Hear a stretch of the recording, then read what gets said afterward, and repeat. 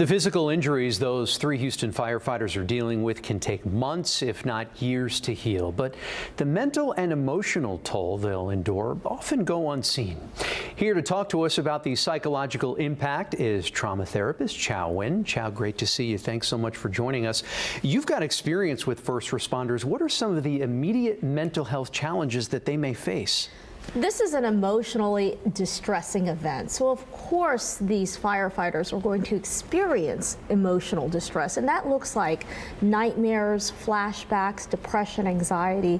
Some of the first responders, the clients who I see, often suffer from this in silence, and it takes time and it takes its toll, its emotional toll, not only for themselves but for the workplace and their families. And suffering in silence can be so troubling. So how important is early intervention, and what does that look like? You know, I think with the fire department, and I know the Houston Fire Department has some safeguards in place, mental health counselors being available, an employee assistance program maybe for other fire departments. The other thing that's really important is to inform firefighters that taking care of themselves, that seeing the signs of emotional distress and telling someone and seeking support are so important.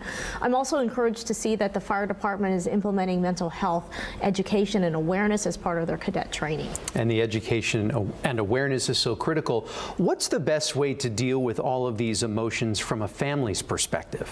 You know, if you are a loved one of a firefighter, just know that you are there for support, to listen, to respond effectively, to let them know that there is help available, and that is seeking mental health counseling, seeking the right treatment that they may need, going to a peer support group. I mean, look, firefighters don't just respond to fires like we just saw. That is obviously a terribly traumatic event. But day in and day out, they are responding to traumatic events like drownings, like heart attacks, accident scenes, crime scenes. Firefighters are tasked to do a lot of things and see some of the worst things every day. And these 3 firefighters, they had to be pulled out by their colleagues. That's the other side to all of this. What are the mental health impacts on those firefighters? Look, firefighting, the job of a firefighter takes its toll on everybody, especially their colleagues. Hopefully they are seeking support. Hopefully they are talking to their peers, taking advantage of their employee assistance program, talking to a mental health clinician, and making sure that they are there to take care of themselves first. That support from family, from colleagues is everything as firefighters go through their recovery process. They want to support their friends and their family, but they may not know how to approach the conversation. What's the best way for them to do that? Well, I think the first thing you do is you listen with empathy.